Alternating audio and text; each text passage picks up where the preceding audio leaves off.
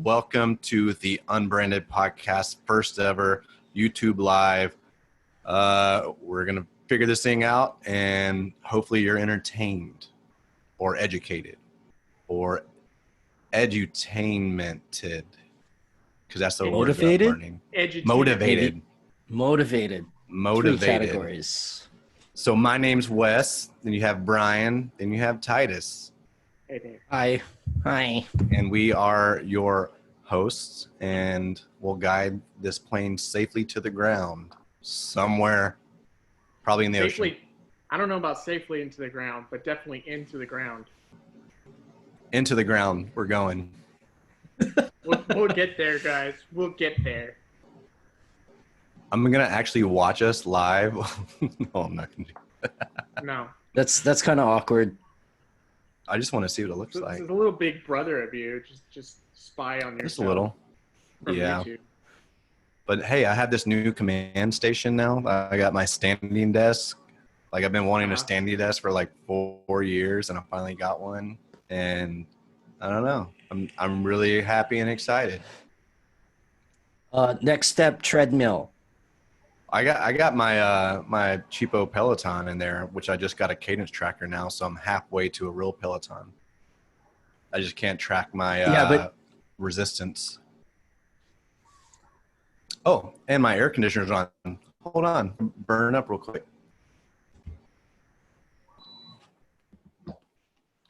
All right. Much better. Now you can hear me better.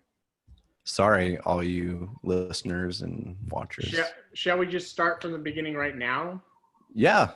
Okay. Why not? Like, yeah. So what's up with you guys?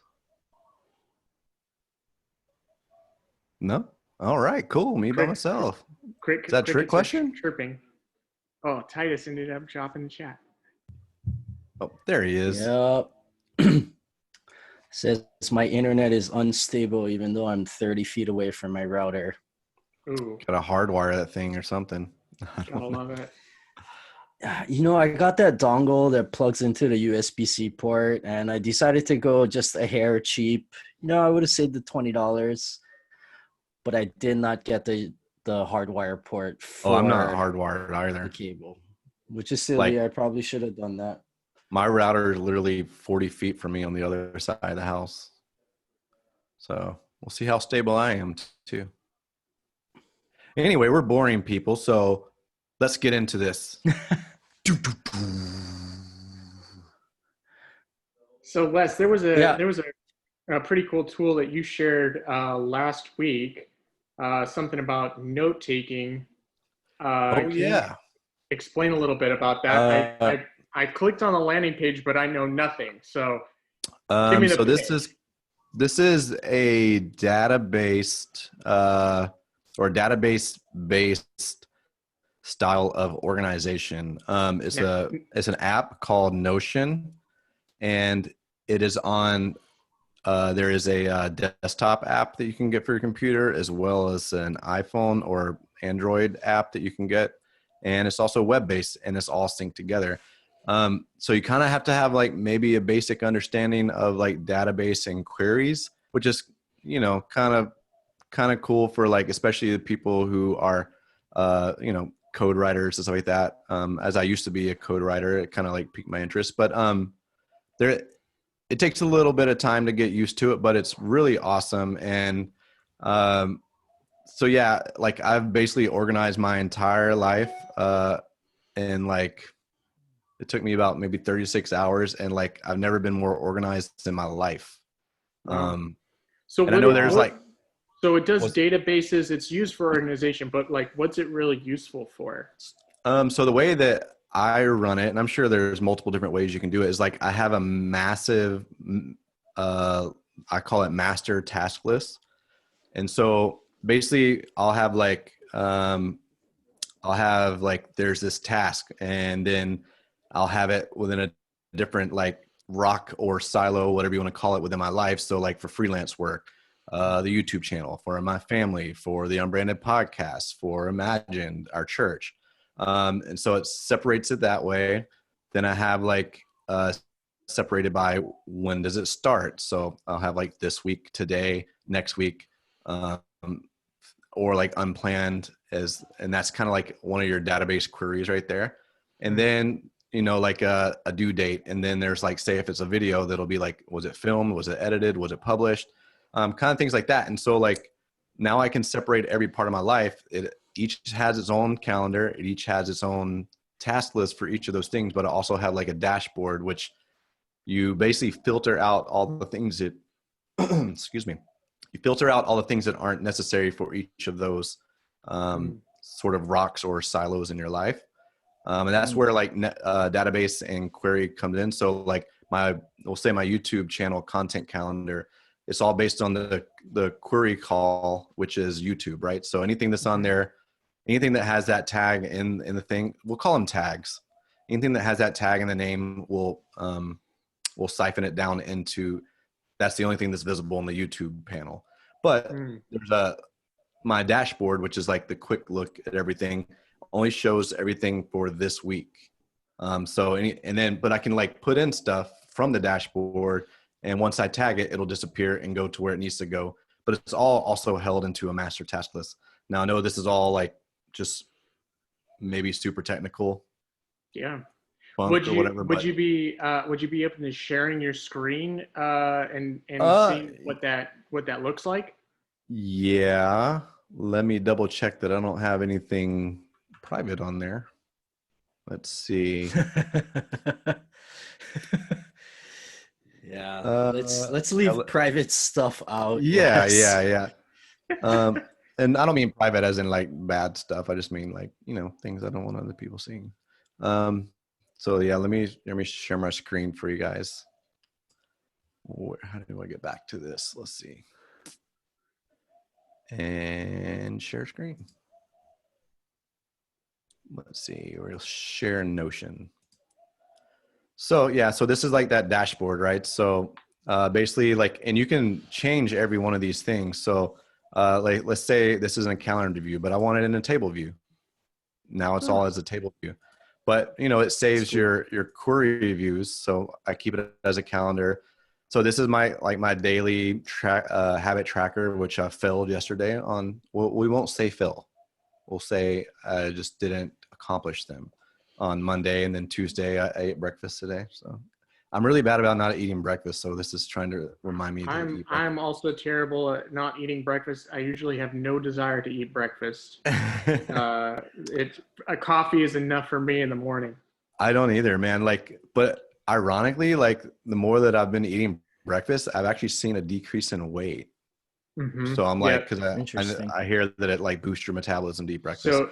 So apparently a no sugar, high protein, high fat breakfast will actually both influence your weight, but it'll also influence your mental health.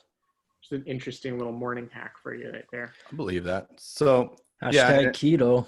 Yeah, for sure. Yeah. So yeah, as you can see, I literally just started this like last week. So today's the 25th. And I've accomplished everything that I needed to, or if I was able to push it off, I pushed it down to another date. So this is like everything that I have to do today on this full screen dashboard, right? Uh-huh. And then this is all, if I want to see it in a list view or we'll say a table view, I can see these are all the things that I need to do or need to start planning for this week. Yeah. Now, are you able to pull in a calendar from like, let's say I've got my work calendar. Is it able to populate and read based off of that? No, unfortunately not. And it can't link out to a calendar either, because like for me, I have like an Alexa show in our living area or our whatever communal area. So it always reminds me of things that are coming up. So I wish that and there may be a way that I just haven't figured out. Maybe it's a database, something rather than a feed it can read from or something like that. Yeah. And then so over here, basically you have all your quick things. So basically I build everything in the workspace and then bring it over to my favorites. Wow. But yeah, I have each. So it's all literally from this one big task master, right? So if I scroll in here, like every single thing I've ever input in this thing is all this. But because it works on a database system, we'll see. Now, if we go to YouTube, this is strictly just YouTube content for the future, right? Wow. So yeah, that's it. Like So that's I'm not pretty someone who's effective for very making like maybe a content calendar or something like that. oh, It'd it's be a super great tool effective that. for content calendars. Yeah. Like I would say like this is the most useful tool for content calendars that I've come up with or I have discovered. Have you Because like I completely can literally abandoned like your Google Calendar or whatever calendar you're well, using prior? Because to do 2 entries sounds cumbersome. right. No, because like it does notifications and everything like that. So it's actually because it has a phone app, like it's now my Google Calendar.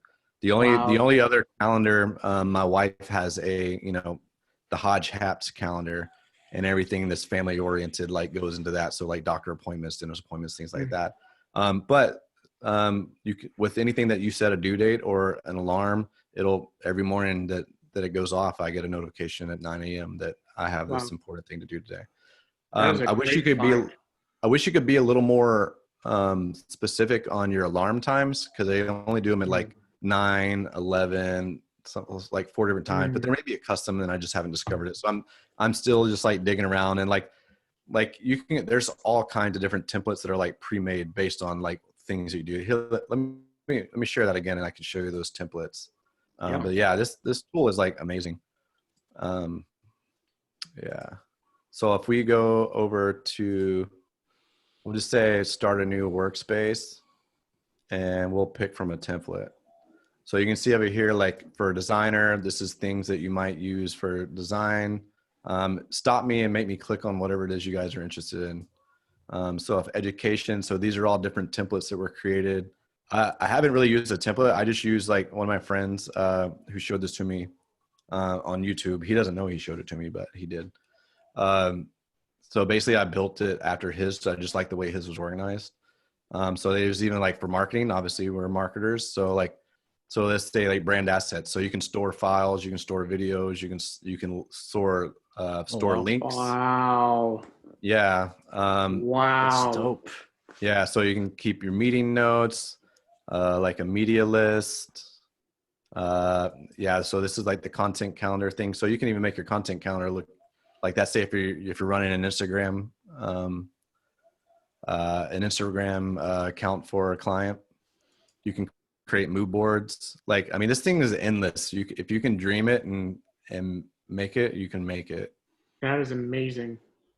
And even for like sales, so you have like sales, CRM, something like that. So, I mean, it's a little more input heavy. Like it's not so much automated, but for me, I think it's really useful. I'm trying to get in control of my life and like put my hands on everything right now. So I guess I'm in kind of a analog mode, if that makes sense. Yeah, the fact that you can store files and links is kind of a game changer. Yeah, totally. And so like, as a YouTuber now, affiliate marketing is now a huge part of my drive, right? So like now I have like a board where I have all my affiliate links stored, all my affiliate logins, all that kind of stuff stored in that as well. Wow. So yeah. That's excellent. Thank you for sharing that, Wes. That was so much more helpful even to be able to see that. So thank you for showing us around that. Yeah, I've actually for some reason, like God's gifted me with a whole bunch of tools this week. And like, let's see if I can. Now, how did you end up finding out about Notion? Because of my friend's YouTube channel, Jesse, your friend too. Jesse. Oh, very nice. Oh, very nice. I just happened to he put it on an Instagram post. And I was like, what is that? Like, I need to get organized. And I'm the kind of guy that like, every time I get motivated to like become organized, I like buy a journal, right? So I have like 40 journals that don't have a single thing in them. So I'm the best journal buyer and the best non-user of a journal. So recently I just like, okay, like I'm gonna quit wasting money on a journal. However, I did break out an old one and started using it. And I'm like this deep in just in this week. That's legit. What journal is that, by the way? So I'm really like, it is a $4 Ross blank page journal. Oh, nice. Wasn't sure if it was one of those like executive planner. Like I have that Michael Hyatt like focus planner, and like the moment I open that up, I'm like, oh, that's just too many things to obligate to. I don't want to sit here for 30 minutes Yep. and like Yep. write out my life dream and stuff like that. Like my life dream is to get out of debt and like make money doing things I enjoy doing. So I'm going to spend an hour doing this and not doing something else that's actually making me money. I don't know. I don't have time to do that.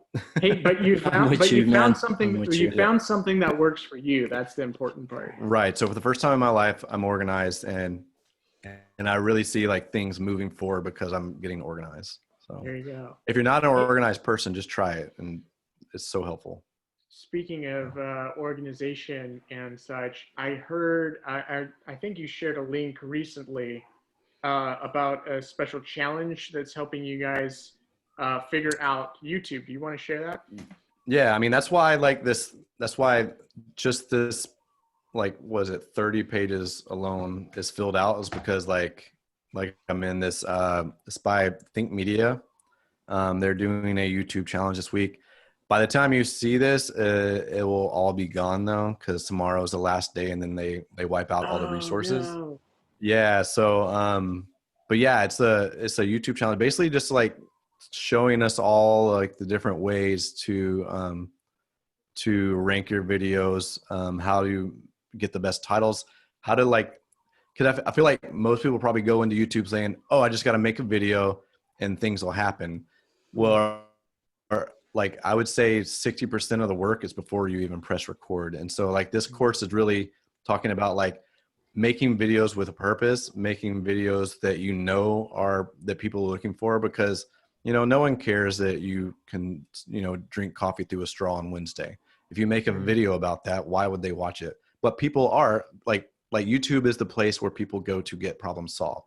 So if I want to like learn how to let's see, shape a bonsai tree, because that's something I actually do. I could go like how to wire a bonsai tree, and it'll teach me, right? So learning how to make videos for what actually people want. If you're going to spend the hard, like all that time making those videos, to know like that you're going to actually get something out of it, and you're going to get something back for it. So, and it's just, I don't know, it's mind blowing, because like this thing works like an investment, like you spend 10 hours to make a video, you put out there for 5 years, and those 5 years you get $250 a month just for that one video where you only worked 10 hours on, right? Wow. And then if you do that 100 times, think about how much money you got, right? Like YouTube, to me, I don't know, it's like the most, I don't know why it's just now coming to me in this last year, that like the way that YouTube works, like, and that with affiliate marketing, like you can change your life just by doing YouTube. You just got to get over that fear of doing it. And that's kind of like what they're teaching. Like, it's almost been like each session's been a sermon. Titus, have you been in literally it as well? like, No, I am not. No. Sadly. You've been reluctant to adopt YouTube. Was that your raise of hand right there? I just have tons of resistance to it, and that's all self-critic talking. What am I gonna do? What kind of content am I gonna make? How do I be consistent with a channel? How much time would I invest? This is why I get it. You're like the perfect candidate for this course if it ever comes again, because they're literally addressing all those things. Like, yeah, okay, you know what I'm gonna do, because I'm signed up. And if the content is disappearing tomorrow, I'm just going to screen record all of their videos. It's 30 hours, bro. The only way Shut that you up. It's 30 hours of content. They're literally 4 hours a day for 13 sessions. Moly. Man, there's no way I wouldn't be able to do it There's anyway. no way anybody's going to be able to go through that. No. So there's 2 sessions a day. The first session is 2 hours. The second session is 1 hour. So it's 3 hours a day, give or take a few. They're not like obviously on a super crunch time schedule, but like, Gosh. So the first video in the morning is like 2.5 hours. The last video of the day, which is only one, there's 2 videos, right? So, and then the last one is like maybe an hour and 30 at the most. So it's almost 30 hours worth of content. There is, and I'm not trying to like get them sales, but there is, if you were to buy their VIP, you get access to the content for life. But See, that's here why I I was started thinking it taking was notes. like one funnel away. If it was like one funnel away and it's like an hour a day and you get a little exercise at the end, that was my vision. And maybe that's me just being Titus, narrow. you just but need like, to make that. I mean, That's what you got to do. You got to make that. If you really sit and think about one funnel away challenge, that was about 30 hours also. If you really spent the hard time that they're asking you to do. So for Wes, for our listeners, can you give us maybe 3 of your biggest takeaways from this challenge? Because most of these people aren't going to be able to jump in before midnight tonight, before everything's gone. Let's see. Complexity is the enemy of execution. Okay. If you don't know what you're doing, this is part of that. If you don't know what you're doing, do what you know and start messy. That's you, Titus. Yeah. But the curse of the Enneagram 7 is that I'm good at a lot of things, but I'm at none. I'm a multi-potentialite. I'm the same thing. I'm good at a lot of things, but not great at one thing. See, when it talks about giving content, one of the things is the chocolate covered carrot. Make it easily digestible, and then get them with the message that you need to give them. I think that's valuable. Good. Let's see. The 50-50 content creation rule, I think, is valuable. Spend just as much time promoting the content as you did making it. So if it took me 10 hours to make a video, then I need to make 10 hours worth of promoting that video. A lot of people don't think. How do you promote such a video outside of social? I mean, that is where you promote it, but you can do it through email. Like if you have an email list, you should be pumping out every single one of those videos. If you have a one-on-one friend, if I make a video about video, that's going to be valuable to you, Titus. Like me giving that to you, that counts as one view. I guess the overarching thing is that you have something valuable to give to the world, and you'd be robbing people by not giving it away. And so basically, like, you make this content as you're talking one-on-one with a person, trying to help them through a problem. And it's not about what you get in return. It's about what you give without expecting return. So it's all about value. So I think that's my biggest takeaway. Cause I went into YouTube of like, how do I get out of debt? How do I cover my salary that no longer exists? How do I cover my wife's salary so that she can do the things that she wants to do? She's an artist. To me, that's my goal in YouTube. How do I get rid of both of our salaries and needing to work like full time for another person, and not having that employer hanging over me, criticizing me how I'm doing or how I'm not doing, right? So I'm the only person that at the end of the day that has to, take credit for my wins or losses, no one else. So that's that's my motivation for all of this. All right. Enough about me. Love it. No, that was super valuable stuff. Yeah, hopefully. Oh, by the way, I did do a TikTok. I did a TikTok talking about the secret to being a great photographer. It died at 123 views, but I got 4 followers out of it. Well, the interesting thing of TikTok is I tried it. Yeah, absolutely. The interesting thing about TikTok is that that's not where it stops. So that video might kick up in the future. In fact, a few of our colleague Hunter's video is kicking up after the fact. So, and more on that later. Titus, you've got over 7,000 followers right now on your thing. You just need 10,000, and according to the news that was just released recently, at 10,000 followers, you qualify for the TikTok Creator Fund, which is, I forget how many billions of dollars that they've put aside to, $2 billion that they're using to invest in creators on their platform. This is kind of groundbreaking because Instagram never did this. Facebook never really did this. YouTube, I still haven't heard anybody do this. freaking TikTok is throwing down the 2B, for people with 10,000 followers or more. And Titus, you've only been on TikTok for like publishing TikTok videos for how long now? Maybe a month and a half. A month and a You're half. Somewhere posting a around lot there. though. Every time I log on, one of your videos comes up. This morning, it was the one where "Who do you look like?" Yeah, You did the yeah. green screen. I did not expect that because I expected an ad, because every time I log into the app, there's like an ad that I have to skip or something. Yeah. Well, that's the goal, is to create pumping out content so I can get to 10,000. Yeah. Not to say that's the end game, but Yeah. same like you, Wes, I think it would be pretty freaking cool if I could live my life just creating content on a, micro content social media platform, because, it can take off with no effort, and it's all a matter of how the algorithm picks it up. But, right now, like through everything I've read, CPM wise, cost per thousand impressions, you can get anywhere from like 0.005 cents up to a penny per thousand. Holy moly. So someone like what's her name, Charlie D'Amelio, she's like at the top of the list. She's got like 75 million followers, which is insane. Wow. She can make, like, on average, given with like 150 million views average per day, she's making like $1,500 if she was 18. A day? She's not 18. A day. Dang. Boom. Did your mind just go like this? Yeah. How quickly is this like $2 billion going to run out with people like that? Because isn't it so easy to get followers on TikTok?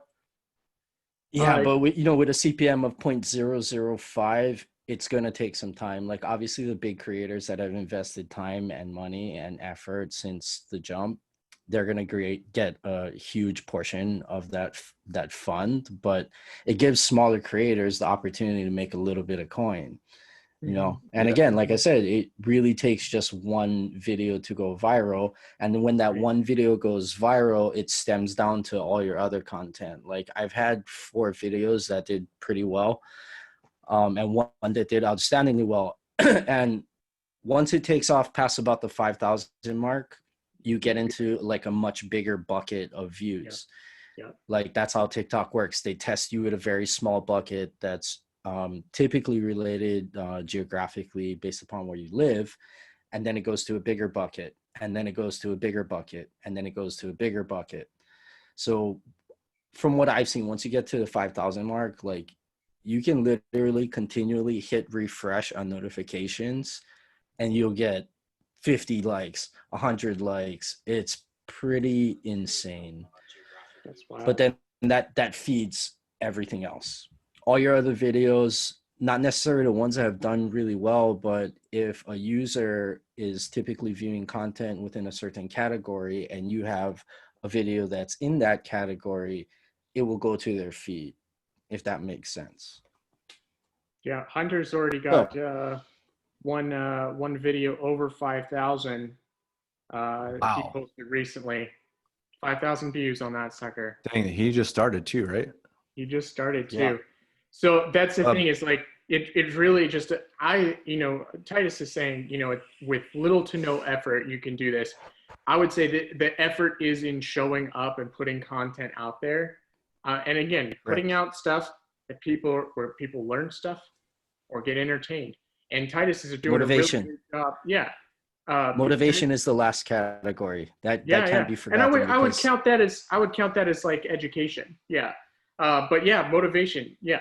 If we want to throw a third leg out there, that really is the gearing of the platform and the reason why people consume media over TikTok. They're pretty much there to have a good time, maybe learn something new, like a little short something new, which is why TikTok has announced a third tab on their home screen called Learn.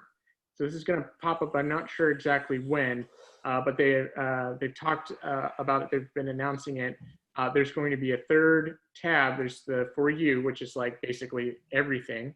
There's the people that you follow, and then there's a Learn on TikTok. Is that an educational tab?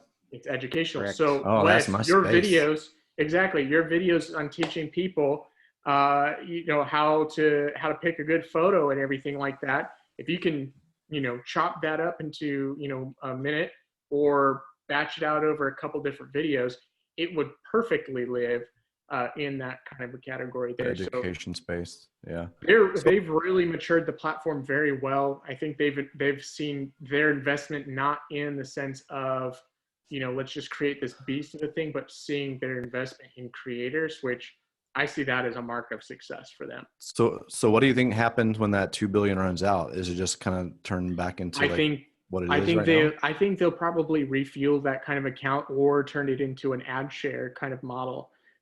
It's just right now it's a way to bootstrap people to stay on their platform, keep creating new stuff. There's a lot of new platforms that are coming out with TikTok-like capabilities. They want to make sure that they've got a very creative user base that's taking that has 100% of their attention, right, and is able to grow their platform. They're looking to scale users and everything like that, and this is the way that they've decided to do it, which is really great. It's different than YouTube, for example. YouTube has their stories and short videos feed, right? But you can only use that feature if once you have 1,000 subscribers. I've heard 1,000 or 10,000, and I haven't figured out what the actual. I think 1,000 subscribers unlocks everything for you, because I can't do posts or anything like that until I hit 1,000. Mm-hmm. Yeah, which I mean, hitting 1,000 is actually harder than it used to be. I think it's considerably harder, and I don't think maybe YouTube is removed from that, and they don't really feel that. But it's just not a very popular pattern of subscribing to people's stuff maybe anymore. It's a very big and bulky program, whereas TikTok, it's just the initial stages of it. Who knows if this lasts forever or whether these are the glory days right now. By the way, I want to take just a second to say that we actually do have people watching and commenting. So a shout out to Ernesto. Being that this is our first live stream, we should probably look into a way of monitoring these comments so that we can make sure that people feel acknowledged. I'm sure we just got to get like an OBS stream. So if we get an OBS stream, we can view the content and we can put some lower thirds in. Well, I know like the ThinkMedia guys were using a brand called StreamYard, so maybe we should check those out. See what they do. We'll find it. I have paid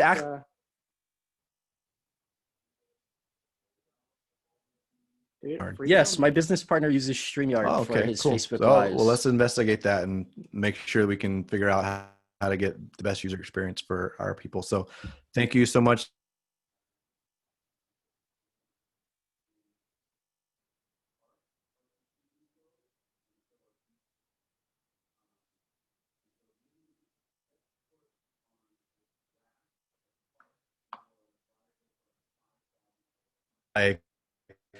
Big cojones.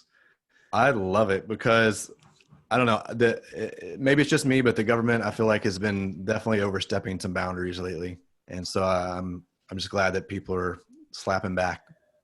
So, well, let's be honest. It's because TikTokers rallied together to buy or get tickets to Trump's rally, and they never went. Let's be honest. Yeah, well, and it's the retaliation.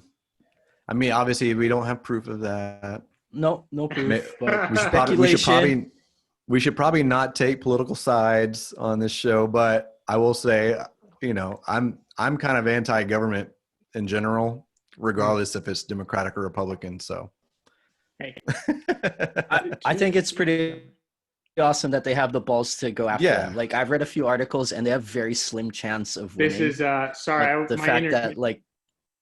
My internet connection broke up. Are we talking about TikTok suing Trump? Is this where we're going? Correct. Nice. Yeah. Right on. Yeah. Well, they're not suing Trump. They're suing the federal government. Right. Yes. Right. Yeah. But they have a super slim chance of winning. Yeah. Very, very, very slim chance of winning. But they're just doing it to have proclamation. No, like, hey, really good. Right. Also, they have stake to claim in the U.S. And you know what? if they're collecting data, which they are, I'm actually okay with it because I'm having so much fun on the damn app. I mean, it is a fun app. So I'm not gonna like.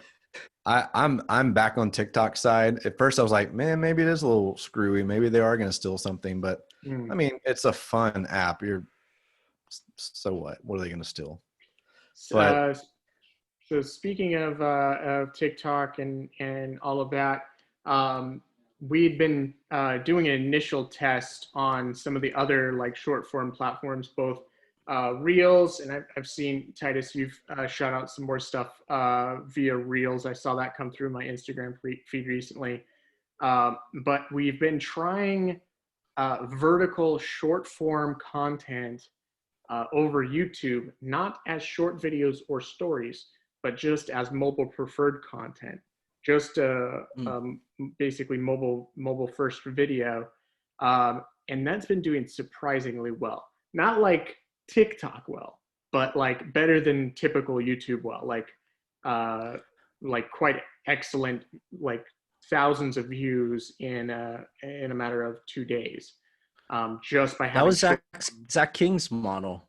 Zach King took all his little vines and threw them on YouTube. And granted, they weren't horizontal, but you know, they're less than 15 seconds. Actually, I think Vine was 10 seconds. Yeah, Vine was 10 seconds. So yeah, 10-second content, minute content, those kind of short things, they do well on YouTube. They do fantastically well on TikTok. And to the, people who are listening, I propose this kind of model. I would say design your short form content for TikTok and redistribute that same video over YouTube. Basically download. Hey, shit. There's my YouTube channel. Right? There you go. Worked. That's what I'm saying. And the thing is maybe it succeeds over on YouTube. Maybe one of those short videos succeeded on YouTube more than it does TikTok, or vice versa. Maybe they both do well. But the thing is that you're being able, and I was sharing this with Hunter the other day, we're living in a new kind of like wild west of the internet again. Yep. Where Agreed. everything's kind of changing. There's a bunch of rules being shaken up. Things are becoming new again. This is really exciting. But at the same time, a lot of people just kind of like double down on one platform and one platform only. Whereas Correct. you can really, it takes a number of just setting up a couple automations here and there of just having, if this thing gets posted on this platform, repost to this platform, and you can have multiple different things. Who knows how long TikTok will be around in the States? We don't know. Right. If that goes down, it goes down.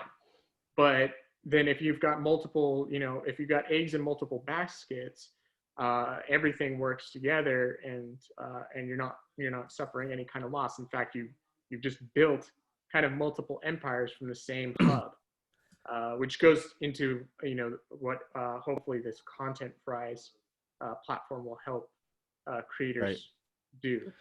Yeah, While Gary we're Vee gave a keynote.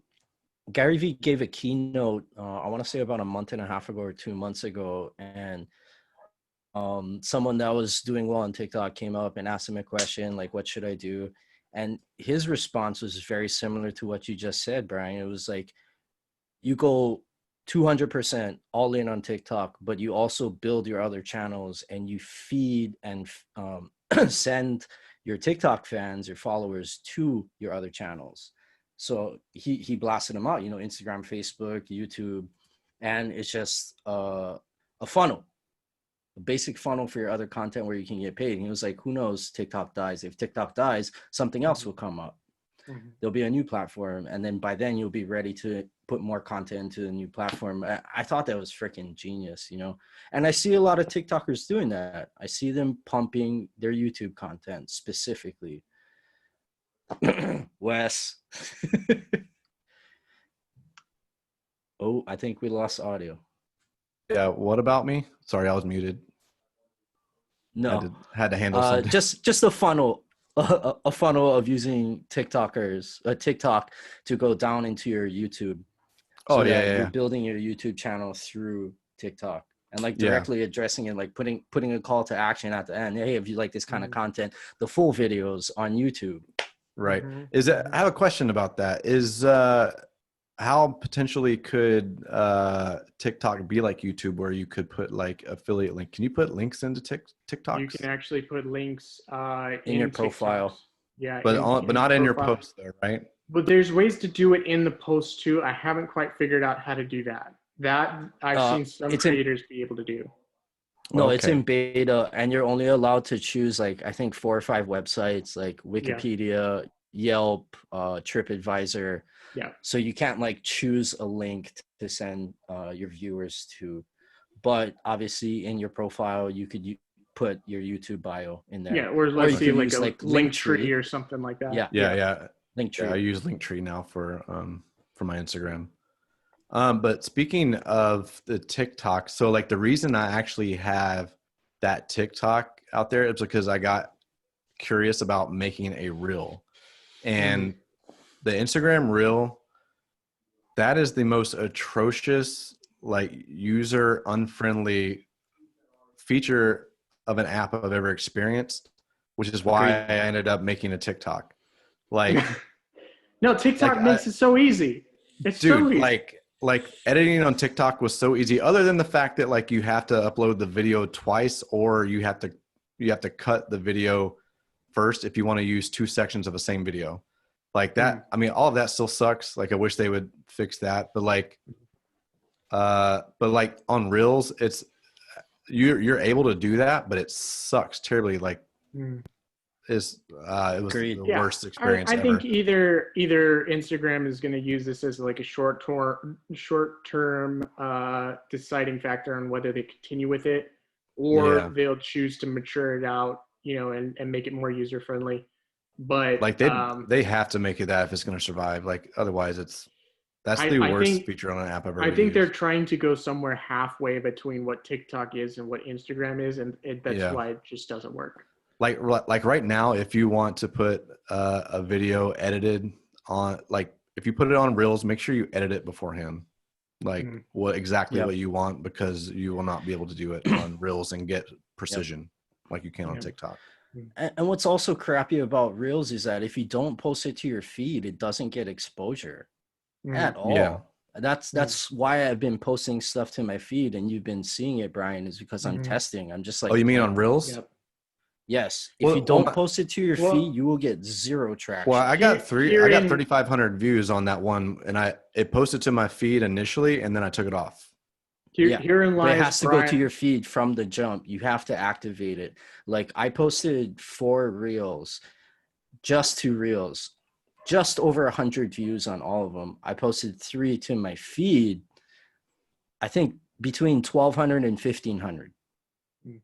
Interesting. Like a 10x, literal 10x. That's amazing.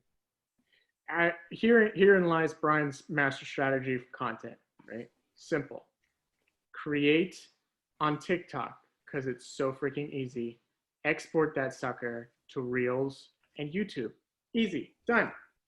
Well, I would argue that you go the reverse route and you start on YouTube and then you cut that up into the other places you needed to go. I mean, if you're already creating your long form content and want to shorten it, but if you're creating just pure short form content, TikTok makes it so freaking easy to have. Yeah, TikTok's way easier than Reels. Like throw Reels away. Like Instagram's just getting worse by the day. I'm angry. I was on Instagram like before there was like 50,000 people on there. Like, and I know I'm sounding really hipster right now. It could be because I have black frame glasses. Titus, you too. But like I was like on Instagram before anyone in the world knew what it was, right? And I'm still a purist to it, and just it's being adulterated. And I'll say that till I go to my grave. You will know it in this podcast that Wes hates Instagram the way it is now. He loved it the way it was. I still use it though. I still use it because you're a photographer. You are naturally a photographer. You are always going to like old Instagram with its crappy filters. Like I was on Instagram before you could even use external cameras or like anything file wise. Like you had to use Instagram's camera to take pictures. Oh, me too. Yeah. So you've been on there for a while too. Yeah, me too. But maybe not as early as 50,000, but I was on from the jump where they had 10 filters and you had to use your phone camera while you were in the app. Oh, and when they changed it to where you could upload photos, like game changer. That was the best thing they ever added, and they should have left it there. They should have stopped. They should have stopped there. It's kind of like the new Honda Civic Type R. It's the car that they couldn't stop designing. It's just that's the ugliest car I've ever seen in my life because they wouldn't stop making it. It's like the quote you just shared earlier. Complexity is the enemy of execution. Absolutely. I think that applies to apps. I think it applies to your marketing. Everything. Just do it the simple way. Do what you know to do. That whole KISS analogy, keep it simple, stupid, or keep it stupid, simple. Keep it stupid? No, not keep it stupid. Keep it stupid, simple. But yeah, so I read something earlier, and you guys, maybe you heard it too, but I read where Apple just tried to force an app to make in-app purchases.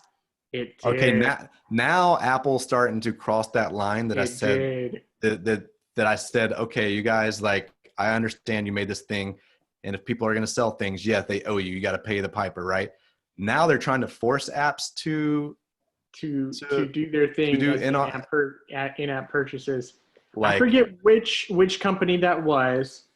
Wasn't it like Foursquare or something that doesn't even sell anything? I don't know what it was. Yeah, no, it's completely like the purchases are completely done offline. I remember being an app that like you don't actually purchase anything in it. Yeah. No, I saw that article too, and I was like, oh, that just showed their hand. Right.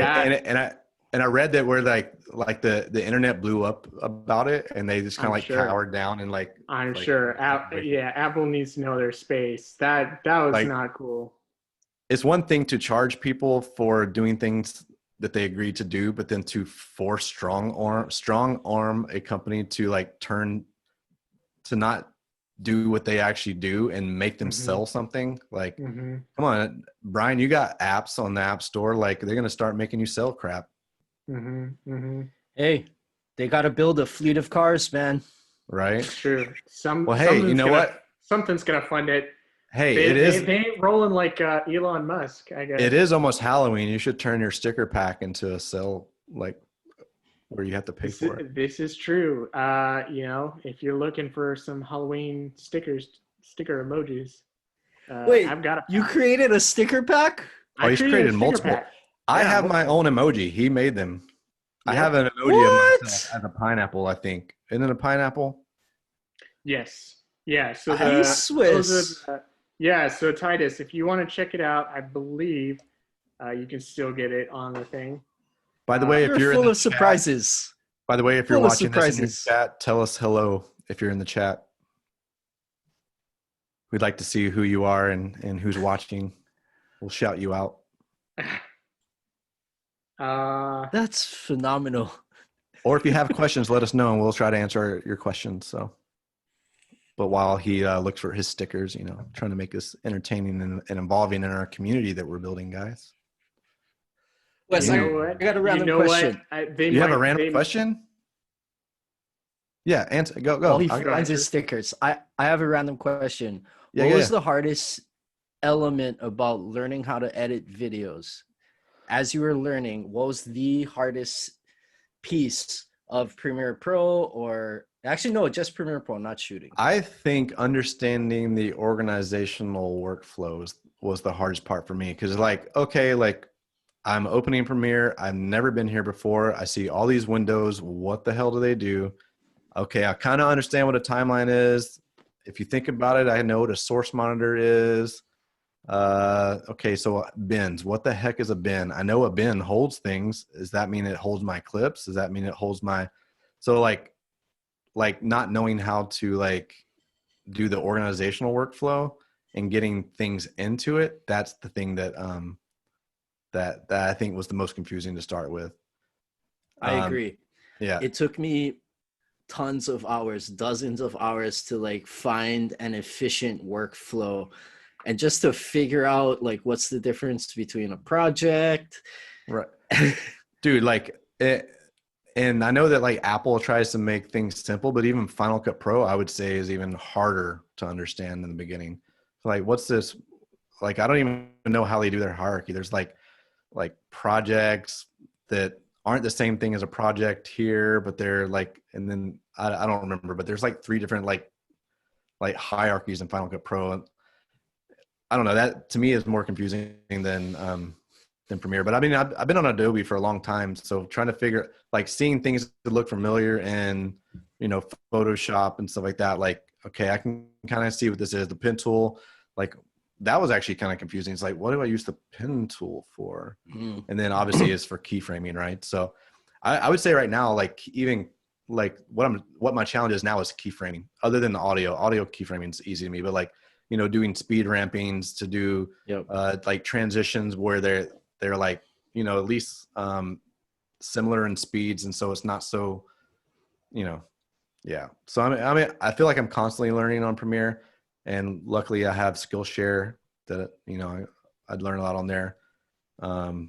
Yeah, YouTube obviously is a resource for it too, but I don't know. I like to do that full course thing, like learning from the start to finish how do you use a program. Yep. So because like if I try to use YouTube, then I have to know what I'm searching for. But if you don't know what exists, you don't know what to search for it, right? So exactly. So yeah, I'm definitely a big fan of Skillshare and learning these kind of applications on there. Now, if I want to learn how to speed ramp, then I'll just go to YouTube and like how to speed ramp. You know? Yep. This is my typewriter. This is what I do. Typewriter hands. I kind of look like my T-Rex typewriting hand. Except my keyboard is like down here. Yeah. So. All right. Well, on that note, I think we're gonna close out the stream. Titus, any last words of wisdom you'd like to share? Follow me on TikTok and Instagram. As always, Titus So of all time. So wise. Also, just keep banging out content, and if you are in the comments and you have watched to this point, keep pushing me to create a YouTube channel. You already told you have like a deadline of Friday to put your first video out. It's Tuesday. I know. So I'm holding you to that, buddy. I know. You already got the content. You don't have to perfect it. Yeah. The content's going up. I get it. So my word of wisdom would be, and this is for you, Titus, but also for anyone else watching, if you wait for perfectionism, you're never going to get there. So start messy. That's what I learned from YouTube Influence. Start messy. So good. So good. Start messy, and every time you do it, get 1% better. So after 100 videos, I'll be a pro. I mean, that's way shorter than $10,000. If you make money on an affiliate link on your first video, then you're already a pro. So define what a pro is. That's some Stephen Pressfield right there. Is it? I haven't even got there yet. I'm on the first chapter. Ooh. Yeah. Yeah. Yeah. He defines what a pro is. Yeah. Read that book. It's such a good book, especially for people who are stalling. The War of Art. Yeah. The War of Art. Stephen Pressfield. And Turning Pro. Yep. What, Turning Pro? Guys. Stephen Pressfield book? Yes. Yeah. It's the follow-up. Okay. Yeah, I didn't know that. Mm-hmm. So. Yeah. I mean, it's on my list of books to get. Right. There was another Stephen Pressfield book. I think I don't know what it was. Maybe it's an older one. Perhaps. Yeah. Well, he's a writer. Really great books. Right. Yeah. He writes. I'll try to remember it, but I've read another Stephen Pressfield. But anyway, yeah. Thank you guys for watching. If you're still in the chat, thank you so much for hanging out. If we didn't talk to you, Ernesto, and you left, I'm sorry, but thank you for watching for the amount of time that you did. I put the link out on the Hawaii Shoots YouTuber, so hopefully a few people hopped in from there. But we'll see you guys next week. Thank you so much for watching. We really appreciate it, and thanks for listening for the audio people. Aloha. Aloha. Shoots.